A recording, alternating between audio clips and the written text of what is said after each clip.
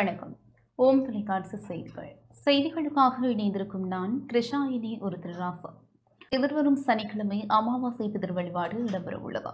எதிர்வரும் 29ஆம் தேதி சனிக்கிழமை பிதிர்களை வேண்டி விரதம் அனுஷ்டித்து தர்ப்பணம் செய்வதற்குரிய அமாவாசை விரதமாகும்.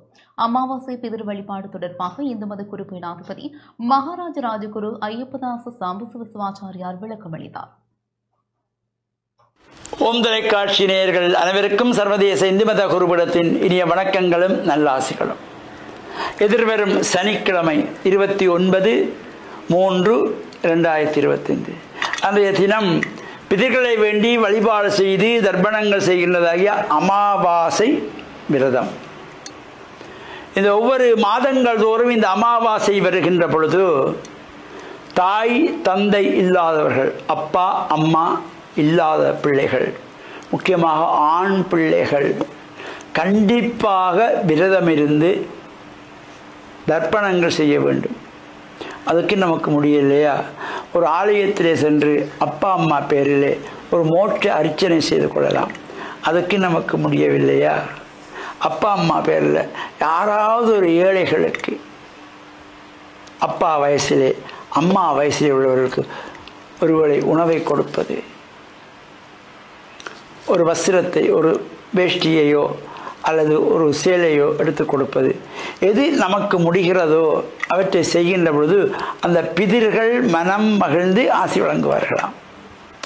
இந்த ஒவ்வொரு மாதங்கள் தோறும் இந்த அமாவாசையிலே கண்டிப்பாக இந்த பிதிர்களை வேண்டி தர்ப்பணம் செய்ய வேண்டும். வீட்டில் அவர்களுடைய புகைப்படங்களை எடுத்து மஞ்சள் தண்ணியால் கழுவி துடைத்து குறி வைத்து சந்தனம் பொட்டு வைத்து மலர்கள் தூவி சாம்பிராணி தூவமிட்டு அன்று நாம் சமைக்கின்ற உணவை படைக்க வேண்டும். நாம் இந்த பூமிக்கு வருவதற்கு மூல காரணமாக இருந்தவர்கள் தாயும் தந்தையும். எனவே இந்த அப்பா அம்மா இல்லாதவர்கள் கண்டிப்பாக இதை செய்ய வேண்டும். அப்பொழுது அந்த வீட்டிலே மகிழ்ச்சி, சந்தோஷம், ஆனந்தம் எல்லாம் சிறப்பாக நடைபெறுவதற்கு மறைந்த பிதர்களுடைய ஆசி கண்டிப்பாக வேண்டும். நான் அடிக்கடி சொல்லுவது, பெற்றோர்கள் வயதாகிவிட்டால் அவர்கள் இருக்கின்ற காலத்தை சந்தோஷமாக வைத்துக் கொள்ள வேண்டும். அவ்வாறு அந்த பிதிர்கள் அவர்களுடைய இந்த அன்பு ஆசி கிடைக்கின்ற பொழுது எல்லா விதமான சிறப்பு நமக்கு கிடைக்கும். அவர்கள் வாழுகின்ற காலத்திலே சந்தோஷமாக வைத்துக் கொள்ள வேண்டும்.